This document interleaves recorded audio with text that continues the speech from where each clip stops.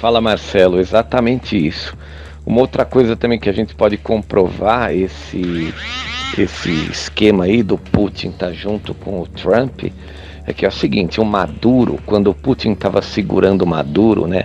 A gente se perguntava assim, poxa, mas por que que o Putin segura o Maduro ainda, não deixa o Maduro cair na Venezuela, né?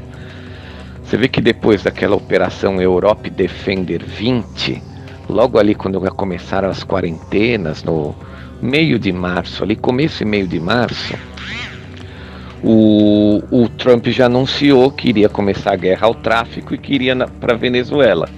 Ali ficou claro que o Putin tinha já abandonado o Maduro, né? Aí eu comecei a analisar, comecei a pensar por que que isso aconteceu, né?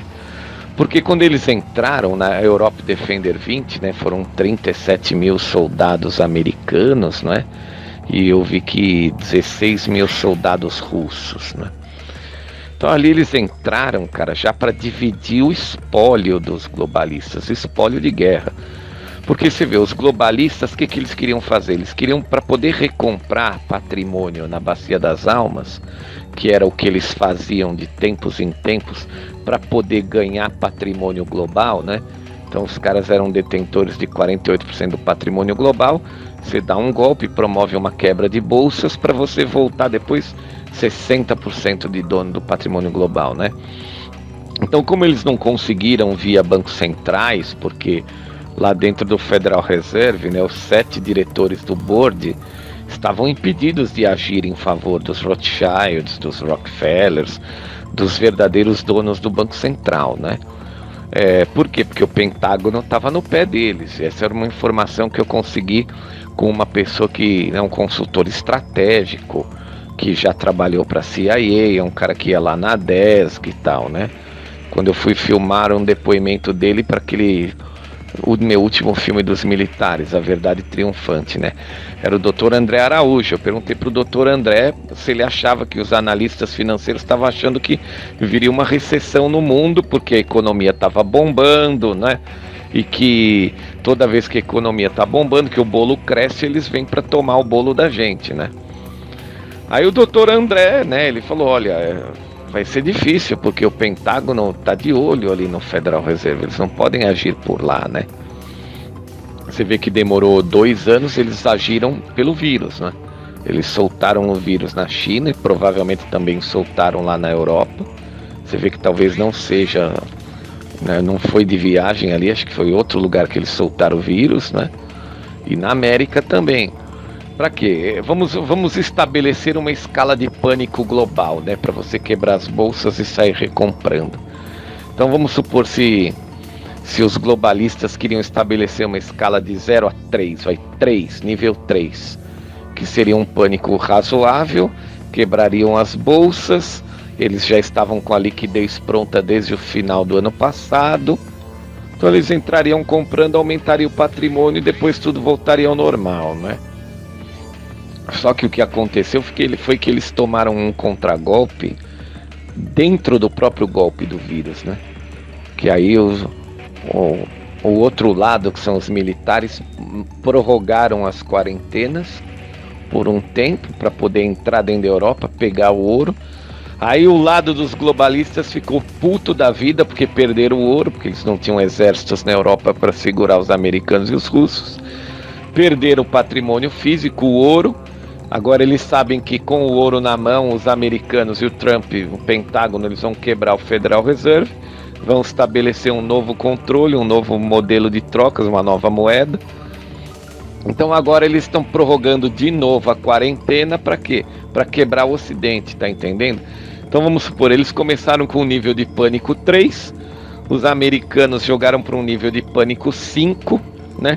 Para poder fazer as operações na Europa, carregar o ouro. Aí voltam os globalistas, elevam o nível de pânico para 7 e 8, para quê? Para quebrar o Ocidente como provocação ao fato deles terem perdido os ativos na Europa ali. O ouro do Vaticano, o ouro dos bunkers, né? Cara, no site Flight Radar, no domingo 29 de março, das 11 da manhã a 1 hora da tarde, saíram 650 voos de Roma para Nova York? Porra, o que que tem em Roma? O Vaticano, né? O que que tem em Nova York? As galerias do Fort Knox, né? Que é onde se guarda o ouro. E o mais incrível é que Nova York é uma cidade que a quarentena estava realmente total. Até eu fico imaginando, para você chegar com toda essa quantidade de ouro em Nova York, o povo tem que estar socado dentro de casa. Não pode ter, né, gente na rua, não pode ter nenhum sinal do que está acontecendo, né? Seria perigoso. Então agora a gente só está aguardando eles entrarem na Venezuela, né, como o final de toda a guerra. Já dividiram o espólio, já entraram lá, pegaram, os globalistas perderam. O que os globalistas estão fazendo via quarentena é uma provocação. Os chineses estão vindo para comprar tudo porque tem muita liquidez, porque eles detêm títulos do Tesouro Americano, eles têm muito dólar, eles são sócios praticamente ali do Tesouro Americano, eles têm muita liquidez para queimar antes do Trump quebrar o dólar. Então eles estão vindo agressivamente para comprar tudo quanto é ativos, né? Me falaram que eles querem o metrô de São Paulo, mas para entregar o metrô, o Dória tem que quebrar o Estado. Enfim, né? Por isso que esses governadores estão todos alucinados, né? Com os olhos nas comissões, entendeu? Que devem ser grandes, né? Os caras vêm com bilhões, cara. As comissões são no nível de bilhões também, né? Pega um cara que faz um negócio de 50 bilhões, sei lá, por vários ativos em São Paulo. Se o Dória levar 5 bi de comissão, é 25 vezes o patrimônio dele. Que ele declarou um patrimônio de 180 milhões quando se candidatou a governador, né? Então seria 25, 26 vezes o patrimônio dele, o que ele ganharia numa negociata. Então esses caras ficaram loucos, alucinados. Eles vão fazer tudo que os chineses mandarem, né? Esticar a quarentena. Só que eles não estão percebendo o ódio que eles estão criando por eles mesmos dentro da sociedade. Mas a essa altura eu já acho que eles chutaram a vontade política de concorrer pro espaço, né, bicho? O cara, quando vê 9 zeros na frente dele, ele fica louco, ele não pensa em mais nada. Então é isso. Então agora a gente está aguardando a operação da Storm, que o Trump fala, tempestade, que eu acredito que seja a prisão de todo esse deep state, que deve acontecer simultaneamente em países aí importantes do Ocidente, né? Você vê que na Arábia Saudita já aconteceu, o príncipe lá, o Bin Salman, já prendeu mais de 300 pessoas ligadas à conspiração, à nova ordem mundial. Vai acontecer aqui no Brasil, alguns países do Ocidente e tal. E depois, muito provavelmente, vai ter aquele show, o julgamento, né? Como teve em Nuremberg com os nazistas. Eu acho que vai ter uma corte internacional para tudo isso aí. Os crimes vão ser expostos. Acredito que vai ser meio na onda assim da Lava Jato, entendeu? Você vai falar sobre os crimes que muita gente cometeu, só que uma parte do mundo não vai entender nada, não vai entender da conspiração, né? Não vai saber que tinha uma conspiração, que estava querendo dominar o mundo, né?